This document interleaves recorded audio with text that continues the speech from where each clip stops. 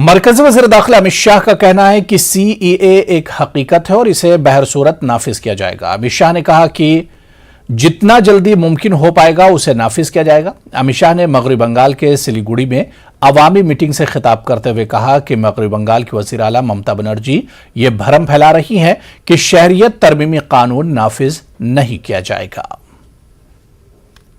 आपको स्पष्टता कर जाता हूं, तृणमूल कांग्रेस सीएए के बारे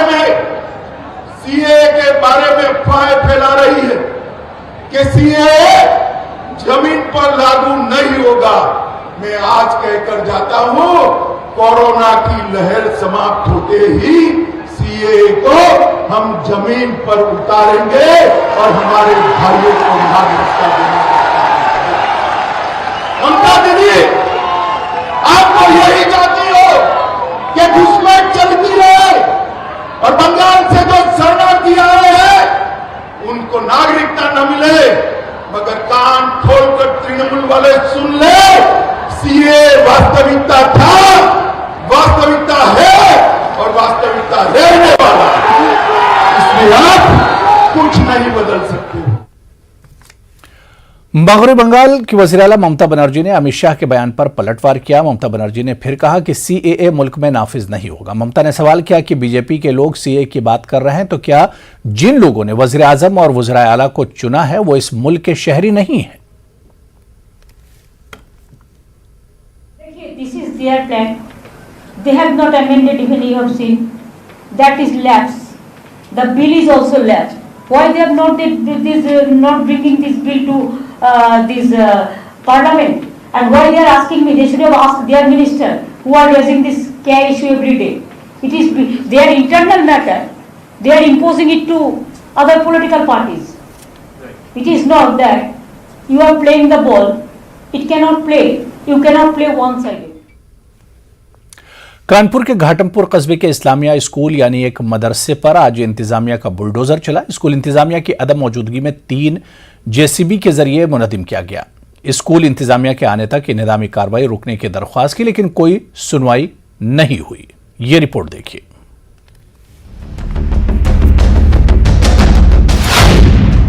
कानपुर में मदरसा इस्लामिया पर चला बुलडोजर। इंतजामिया की अदम मौजूदगी में हुई कार्रवाई।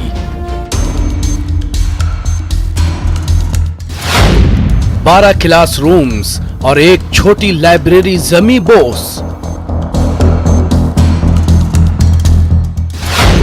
करोड़ों का हुआ नुकसान।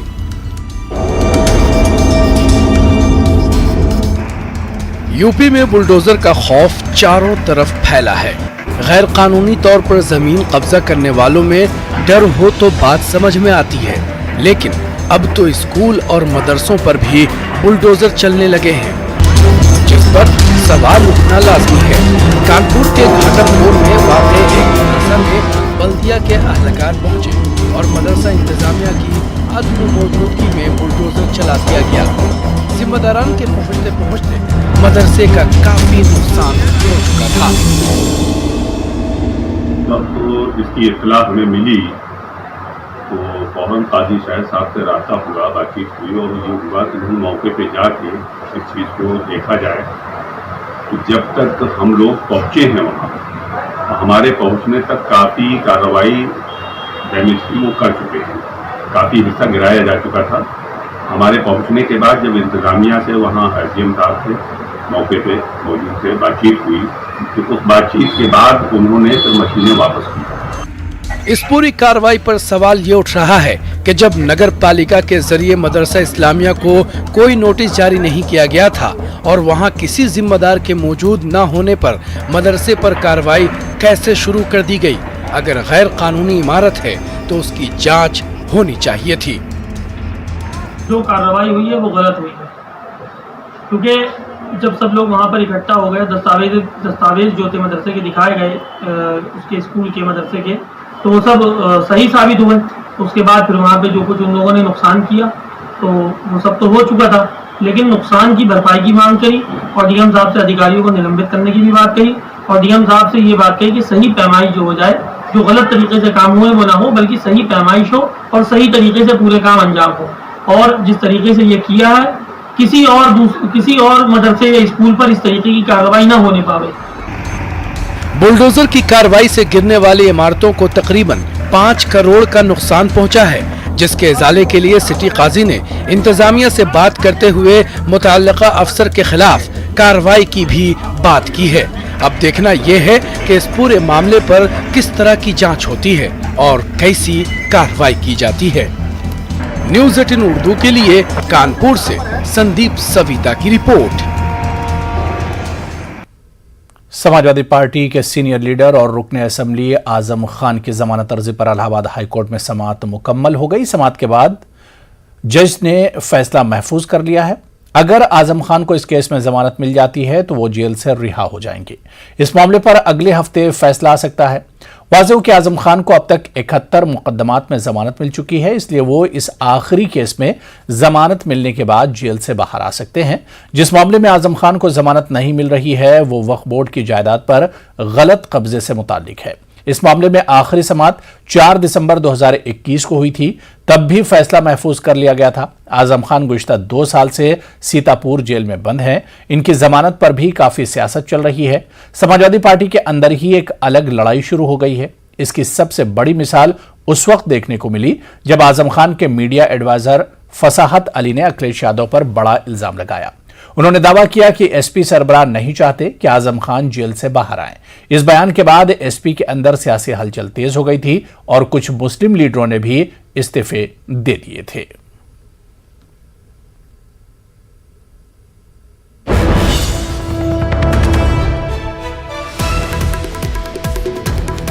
और इस वक्त की बड़ी खबर हम आपको बता दें कि आलमी सेहत तंजीम ने कोरोना के आदादो शुमार इस वक्त बताए। हम आपको बता दें कि हिंदुस्तान में कोरोना से 47 लाख से ज्यादा अफराद हलाक हुए हैं।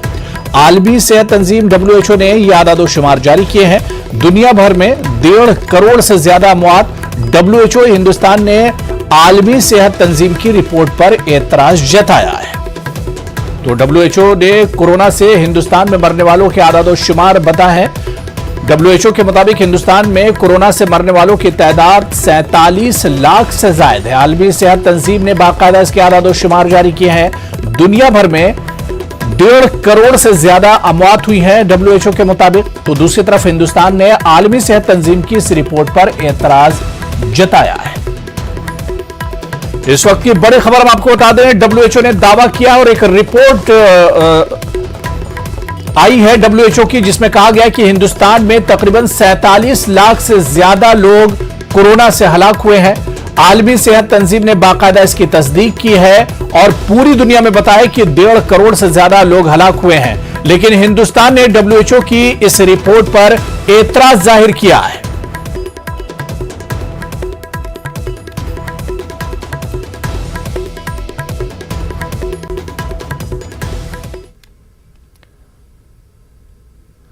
मेरी ख्वाहिश है कि मैं फिर से फरिश्ता हो जाऊं, मां से इस तरह लिपट जाऊं कि बच्चा हो जाऊं। मां पर शायरी के लिए मशहूर शायर मुनव्वर राना ने यह शेर CM योगी आदित्यनाथ की अपनी मां से मुलाकात की तस्वीर पर शेयर किया है, जिसमें मज़कूरा शेर लिखा हुआ है। मुनव्वर राना की इस शायरी से मुख्तलिफ माने निकाले जा रहे हैं। वाज़ेह कि यूपी असेंबली इंतखाबात से पहले मुनव्वर राना ने कहा था कि अगर योगी आदित्यनाथ दोबारा वजीर आला बनते हैं तो वो यूपी को तर्क कर देंगे। दरअसल योगी आदित्यनाथ 3 मई को 3 रोजा उत्तराखंड के दौरे पर गए थे। इसी मौके पर वो अपने गांव पहुंचे और अपनी मां से भी मुलाकात की। उन्होंने अपनी वालिदा से मुलाकात की तस्वीर सोशल मीडिया पर शेयर की तो वायरल हो गई। मुनव्वर राना ने भी इस तस्वीर की बुनियाद पर अपनी शायरी नकल की। CM योगी आदित्यनाथ पर मुनव्वर राना का ट्वीट आते ही वायरल हो गया। सोशल मीडिया पर लोग इन्हें बेहतरीन शायरी पर मुबारकबाद देते नजर आए। साथ ही ट्रोल करने वालों ने भी शदीद सवालात उठाए।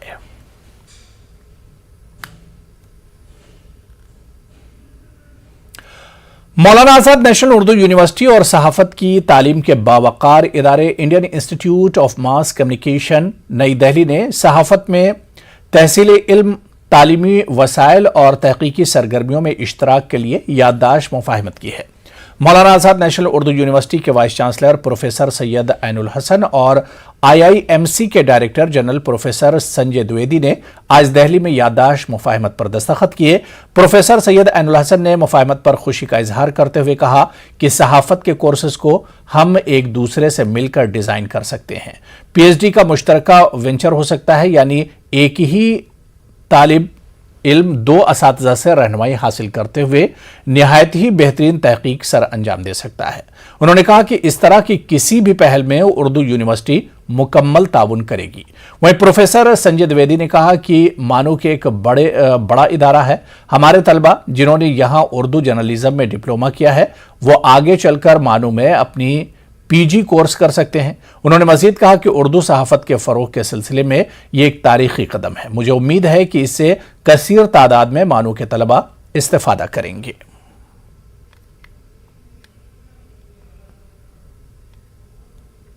मालेगांव शहर की मसाजिद में लाउड स्पीकर से अजान देने के मामले में शहर का अमन खराब न हो, इसलिए पुलिस ने सख्त हिफाजती इंतजाम किए हैं। पुलिस की अपील पर शहर के बाज मसाजिद में 2 दिनों से फजर की अजान लाउड स्पीकर पर नहीं हुई। शहर की 89 मसाजिद के मुंतजमीन ने अपने अपने इलाके के पुलिस स्टेशन में लाउड स्पीकर की इजाजत के लिए अर्जियां दाखिल की थी, जिनमें से 83 मसाजिद को पुलिस की जानिब से इजाजत दे दी गई। शहर में मसाजिद को कोई कानूनी दुश्वारियां न आए और शहर का अमन खराब ना हो, इसलिए जमीयत उलमा मालेगांव के सदर मुफ्ती इस्माइल कासमी ने मसाजिद के जिम्मेदारान से अपील की है कि वो पुलिस स्टेशन से लाउड स्पीकर की इजाजत हासिल कर लें। लाउड स्पीकर के इस्तेमाल के परमिशन का फॉर्म दिया जा रहा है, उस फॉर्म को भर करके फुल करके वो लाउड स्पीकर का परमिशन हासिल कर ले। आने वाले दिनों के अंदर हमें किसी तरह की कोई दिक्कत ना हो और शहर के अंदर अमन व अमान, लॉ एंड ऑर्डर की सूरत हाल ना बिगड़े, उसके लिए कानून के दायरे में रहते हुए हम लोगों को लाउड स्पीकर का परमिशन लेना ज़रूरी है। और अगर कोई शख्स आपको परमिशन लेने के सिलसिले में गुमराह करने की कोशिश करे, आपको रोकने की कोशिश करे, तो आप उसके झांसे में ना आए। हम हिंदुस्तान में रहते हैं और मुल्क के दस्तूर, आइन, संविधान के मुताबिक हमें अपनी जिम्मेदारी पूरी करना है। अगर अपने पास परमिशन नहीं था तो हमें परमिशन लेना है, परमिशन लेकर के कानूनी जिम्मेदारी अदा करना है। और तमाम ही मस्जिदों के ज़िम्मेदारान से मैं ये कहना चाहता हूँ कि इस मामले के अंदर बिल्कुल कोताही ना करें, वरना आने वाले दिनों में उन्हें दिक्कतों का सामना करना पड़ेगा और शहर के अमन व अमान को धक्का लगेगा। उसके पेश नज़र तमाम मस्जिद के ट्रस्टियान, ज़िम्मेदारान अपनी ज़िम्मेदारी महसूस करते हुए फॉर्म भर करके पुलिस डिपार्टमेंट की तरफ से परमिशन हासिल कर लें। चलिए यहां पर रुकेंगे फिलहाल छोटे से ब्रेक के लिए।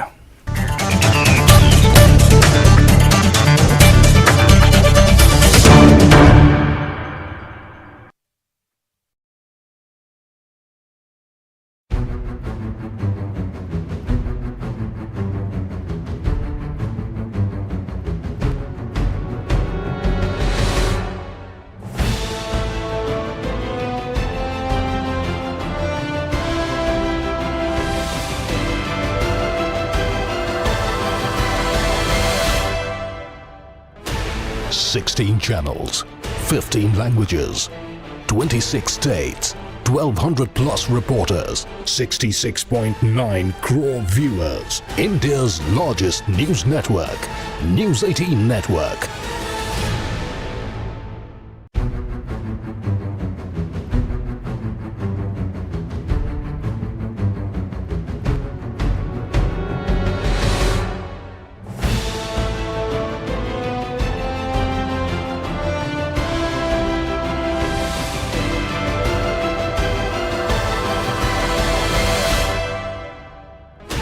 Sixteen channels, 15 languages, 26 states, 1,200 plus reporters, 66.9 crore viewers. India's largest news network, News 18 Network.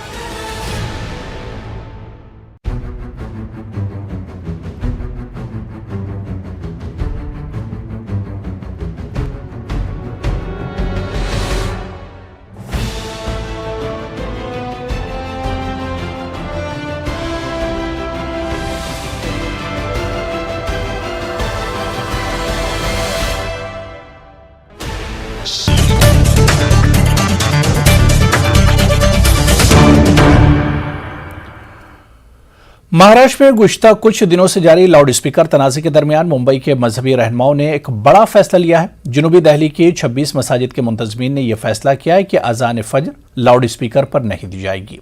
मुंतज़मीन की मीटिंग में यह तय किया गया कि सुप्रीम कोर्ट के फैसले पर अमल दरामद करते हुए रात 10 बजे से सुबह 6 बजे तक इन इलाकों में लाउड स्पीकर पर कोई अज़ान नहीं दी जाएगी।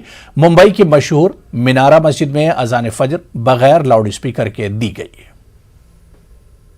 हमारे यहाँ हमारे एरिया में सुप्रीम कोर्ट के गाइडलाइंस के अनुसार अजान दी गई है बिना माइक के। सुबह 6 बजे अजान, 6 से पहले अजान जो हुई है वो बिना माइक की दी गई है। अभी कोर्ट इसको ऑर्डर है तो हमको तो मानना ही पड़ेगा ना वो चीज़। मीटिंग के बाद हमने फैसला किया है कि सुप्रीम कोर्ट की जो गाइडलाइन है उसके मुताबिक रात 10 बजे से सुबह 6 बजे तक इंशाल्लाह लाउड स्पीकर का इस्तेमाल नहीं करेंगे। ये मुत्तफिक फैसला हुआ है तो सुप्रीम कोर्ट के आदेश को हम पालन करेंगे और न किसी के दबाव में है। सुप्रीम कोर्ट का फैसला है तो हम उसका अपने सर आँखों पर कि हम 10 से 6 के बीच में ये माइक का इस्तेमाल नहीं करेंगे। एक बड़ी तादाद में लोग यहाँ जमा हुए और सब लोगों ने मिलके बगैर किसी दबाव के, बगैर किसी उसके, सारे उलमा इकराम ने बैठ के एक राय की है कि भाई ये माहौल अगर अजान 10 से 6 बजे तक के अगर सुप्रीम कोर्ट का जो आदेश है अगर उसके मुताबिक अगर हम लोग चले तो हमको कोई तकलीफ नहीं है। बगैर किसी दबाव के, बगैर किसी प्रेशर से एक अच्छे मैसेज देने के लिए, एक बम्बई शहर का माहौल नहीं खराब हो, इसके लिए हम लोगों ने सब मिलकर फैसला किया है। औरंगाबाद के गंगापुर तालुके में तमाम मसाजिद के जिम्मेदारों ने यह फैसला किया कि अजान सुप्रीम कोर्ट के रहनुमा खतूत की रोशनी में ही दी जाएगी और कोशिश ये की जाएगी कि दूसरों को तकलीफ न हो। इस बात की जानकारी गंगापुर जमीयत उलमा हिंद के जिम्मेदारों ने दी। इनका कहना है कि लाउड स्पीकर पर अजान के मामले पर पूरे तालुके के जिम्मेदारों की एक मीटिंग हुई। इस मीटिंग में मुत्तफिका तौर पर यह फैसला किया गया।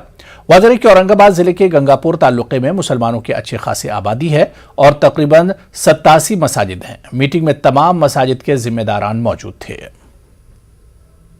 गंगापुर शहर में जमीयत उलमा की एक अहम नशिस्त हुई, बैठक हुई, मीटिंग हुई। उसमें यह तय हुआ है कि जो सुप्रीम कोर्ट का आदेश आया हुआ है हम उसी के ऊपर अमल करते हुए इंशाल्लाह हम जो है तो पूरे मसाजिद में उसी तरीके से ऐलान किया जाएगा, अजान दी जाएगी। और अजान में जो है हमारा जो कोर्ट का निर्णय है कि कम आवाज में, तो हमारा जो है कम ही आवाज कर दिया जाएगा। हमारे जरिए से किसी और को तकलीफ ना हो।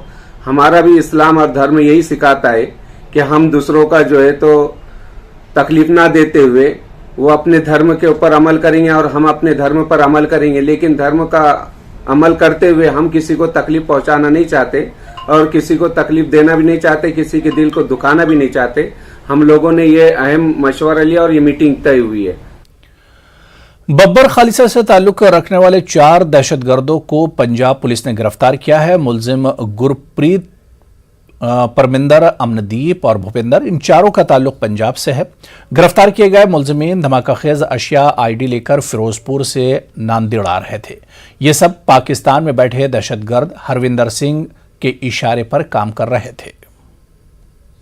ये जो भी जानकारी मीडिया में वायरल हो रही है वहाँ टीम जाने के बाद डिटेल्स पता चलेंगे और वो कंसाइनमेंट कहाँ से निकला था, कहाँ पहुँचा था, किसके पास डिलीवरी हुई थी, इस बारे में हम तहकीकात करेंगे। रिंदा की पार्श्वभूमि क्या है? नांदेड़ में उसमें कुछ गुने वगैरह? नांदेड़ में काफ़ी गुने दाखिल है, 302, 307 और खंडनी के भी गुने दाखिल है। लगभग 50 के करीब उनके साथीदार है। अलग अलग गुने में नांदेड़ में अरेस्टेड है। 17 अभियुक्त एक्यूज्ड है वो जेल में है, बाकी कुछ फरार है।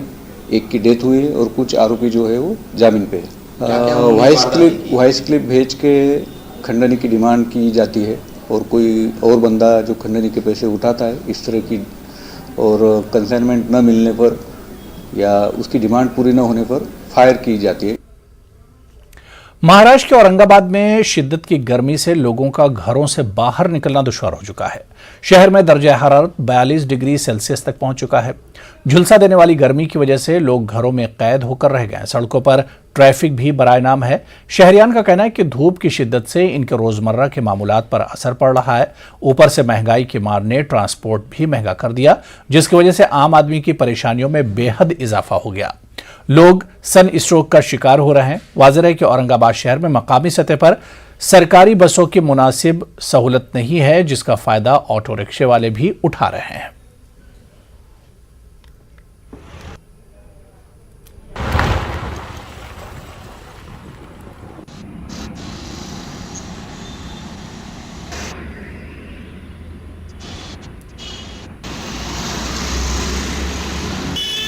औरंगाबाद शहर में दिन ब दिन जो है तो टेम्परेचर बढ़ते जा रहा है।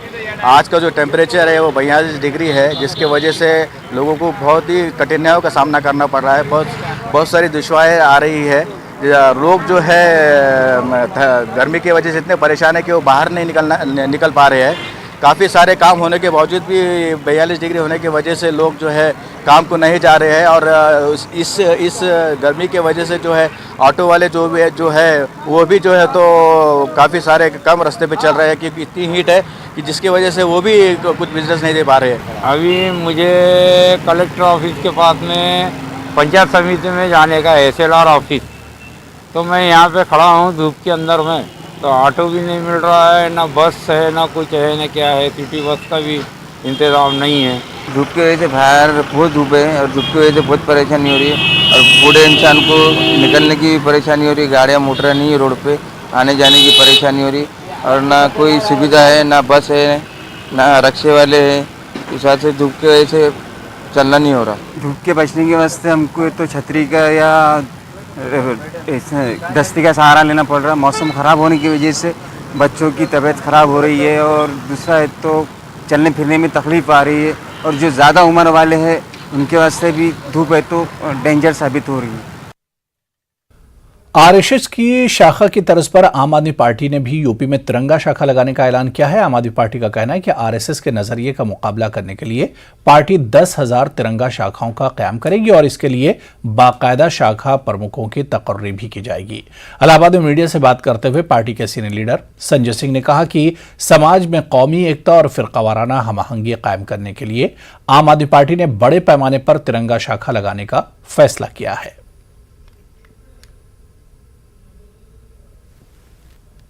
हमारी शाखाओं में मोहब्बत की, भाईचारे की, एकता की बात होगी। हमने नारा दिया है, हर भारतीय की पहचान तिरंगा निशान और भारत का संविधान। हम भारत के तिरंगे को सामने रखकर बाबा साहब के द्वारा लिखे गए संविधान की प्रस्तावना पढ़ेंगे। ये देश किसी मोदी योगी के फरमान से नहीं, भारत के संविधान के मुताबिक चलेगा। इस बात का हम संकल्प लेंगे। देश के महापुरुषों के बारे में चर्चा करेंगे उस तिरंगा शाखा में। 10,000 तिरंगा शाखाएं उत्तर प्रदेश में हम बनाएंगे, शाखा प्रमुख बनाएंगे। 1 जुलाई से हम लोग इसकी शुरुआत कर रहे हैं। इसका मकसद सिर्फ और सिर्फ भाईचारे, एकता और भारत को मजबूत करने का है। उत्तर प्रदेश के ललितपुर जिले में नाबालिग लड़की की इस्मतदरी के मुलजिम एसएचओ को प्रयागराज से गिरफ्तार किया गया है। इस मामले में एसएचओ समेत 6 लोगों के खिलाफ मुकदमा दर्ज किया गया। इस सिलसिले में कल 2 मुलजिमीन को भी गिरफ्तार किया गया था। ख्याल है कि मुतासरा की मां की शिकायत के मुताबिक चंदन, राजभान, हरिशंकर और महेंद्र चौरसिया नामी मुलजिमीन ने 22 अप्रैल को इसकी बेटी का अगवा किया था और इज्तिमाई इस्मत रेजी की थी। इल्जाम है कि मामले की शिकायत करने पहुंची बच्ची की थाना इंचार्ज ने इस्मतदरी की। इस वारदात पर अपोजिशन जमातें योगी हुकूमत पर शदीद तनकीद कर रही हैं।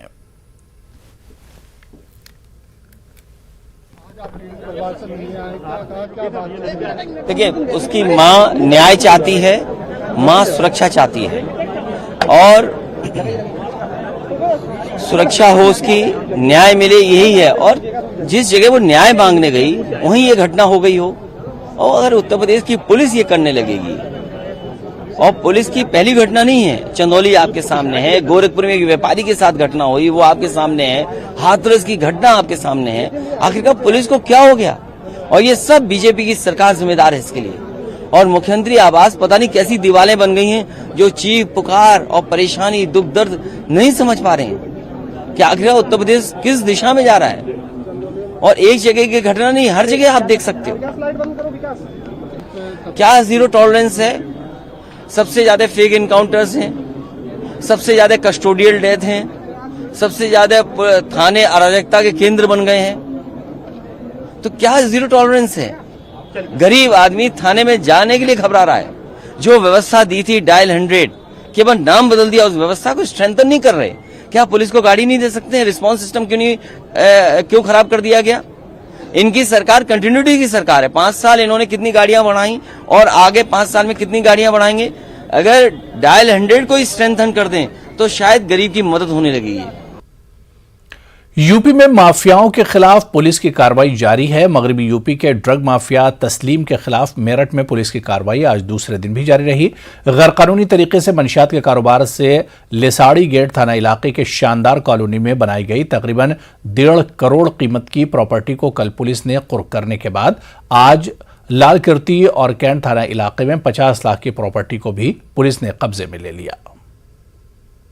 में एक बहुत बड़े अपराधी हैं, इन पे विभिन्न थानों में 50 से ऊपर हैं। कल भी जो है गैंगस्टर एक्ट के तहत कुछ थी थाना साड़ी गेट में, उसी के तहत आज एक कार्रवाई और करी जा रही है। ये जो आप देख रहे हैं प्रॉपर्टी, इसकी कीमत 50 लाख से ऊपर है। और भी जांच कर रहे हैं कि तस्लीम ने अवैध तरीके से धन अर्जित करके और कौन सी संपत्ति खरीद करके अपने या अपने सगे संबंधियों के नाम पर उन पर भी सेम कार्रवाई करी जाएगी। इसकी वर्तमान में जो मूल्य 50 लाख से ऊपर है। तो चलिए, इस बुलेटिन में भी फिलहाल इतना ही। आदाब।